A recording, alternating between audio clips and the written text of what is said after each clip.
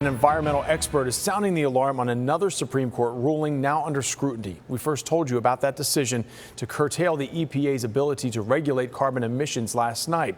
And now we're learning the effects some experts say this ruling will have on Florida and the Bay Area. Climate change is getting worse.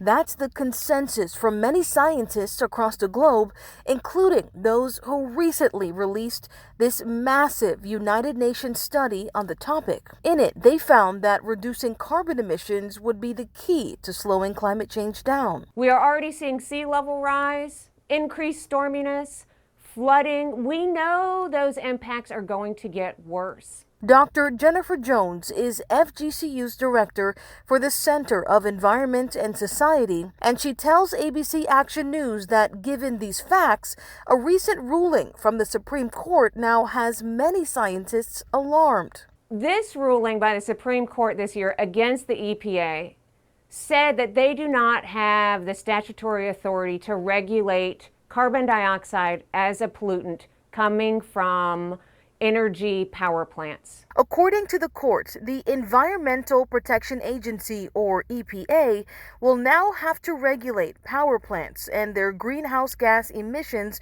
on a case-by-case basis instead of making a set standard for everyone to follow. And if the EPA does want to make sweeping rules or changes, they'll have to go through Congress. Dr. Jones says this extra red tape will now make controlling pollutants much more difficult, and she adds that everyone should be concerned about that, especially in Florida and more specifically in the Bay Area, which relies heavily on ecotourism. Climate change is ultimately threatening our environment, our people, and our economy.